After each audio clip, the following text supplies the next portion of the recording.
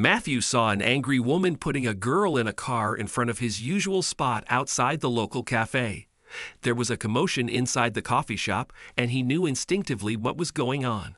Another woman came out of the store in tears, and Matthew had to do something. Before we continue, please take some time to subscribe to Daily Dose, like and share this video with your friends. It might brighten their day and inspire them to do good. Also keep watching because an important lesson awaits at the end of the video. Matthew was sitting right outside the local coffee shop in a quiet, busy neighborhood in New York when he saw a woman dragging her little daughter out of the cafe. She was wailing and pulling on her hand. He usually wouldn't have noticed because kids threw tantrums all the time, but something about this scene made him pay attention.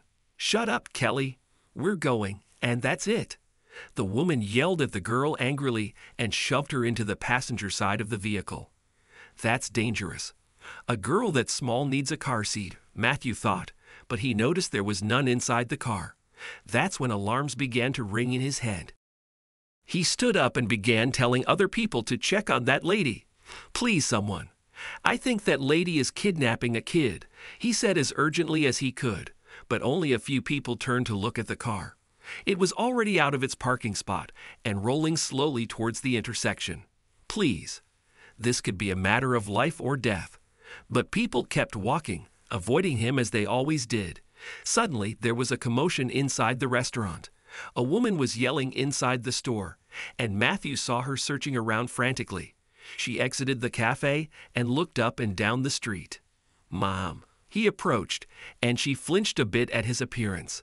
"Ma'am, a woman was dragging a little girl off to her car. Is she your daughter?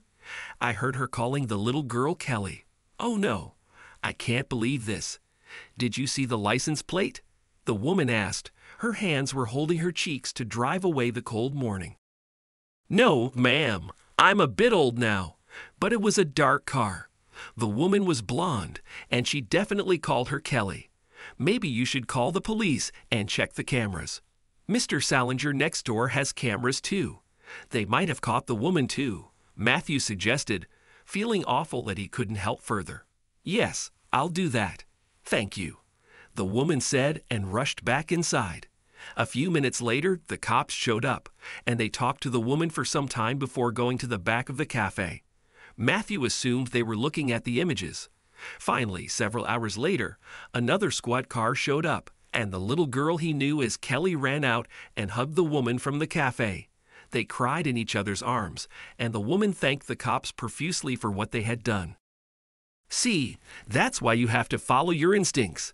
If something looks wrong, you must act before it's too late.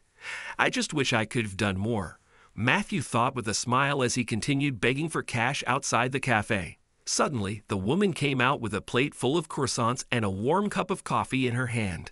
"Hello, sir. Here, this is for you. Thank you so much for your help," she said vehemently. "I'm Emma.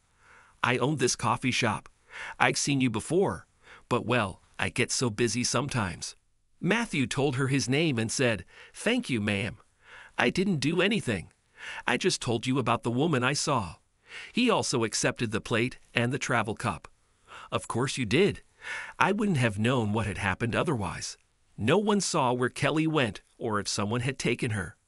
I would have assumed she ran outside and got lost, but you pointed me in the right direction." "No one saw what happened?" Matthew asked, confused. The would-be kidnapper made a lot of noise when she left with the little girl, so that was hard to believe. "Yeah, I swear New Yorkers are so busy with their individual lives that they don't see anything else. But luckily, you're different," Emma stated sincerely. "Well, yeah, I have to be," Matthew added, a bit sadly. "Listen, I need someone to clean up my store, someone reliable, and I have room in the back where you could stay. It has a bathroom but no kitchen, but that has to be better than living on the streets. How about it? You get the regular pay plus room and board," Emma offered. Matthew's eyes widened in surprise, and he nodded eagerly. "Okay, first, I'll get you a uniform. Let's go back there so you can see everything, and you need to shower before you start your shift. But I think it'll be great," she continued cheerfully and ushered him inside her store. He was baffled by her kindness, and the room was perfect. It was warm and cozy. He could get back on his feet thanks to Emma's offer. "How can I repay you for this?" Matthew asked. "You already paid me for this. My little girl. Well, she's my stepdaughter. And the woman who took her is her birth mother, Cynthia.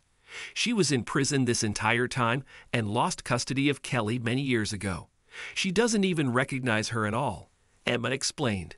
"Kelly calls me Mom, so that must have been traumatizing for her. I don't know what Cynthia would do with her or if she would have taken her away. But you made me act fast, so I needed to thank you." Matthew nodded and smiled at the words, feeling great when someone acknowledged something he had done well. He stayed in the room for several months and worked tirelessly, cleaning dishes, mopping floors and bathrooms, etc. Finally, he saved up enough for a deposit and moved into his first apartment in a long time. But he continued to work for Emma, who was teaching him how to make coffee and work everything. Slowly, he learned the ropes of the shop and moved up to barista. Then he enrolled in a business class at the local community college. After a few years, he became the manager and saw Kelly grow up happily. The girl even called him Uncle Matthew sometimes, and her birth mom never showed up again.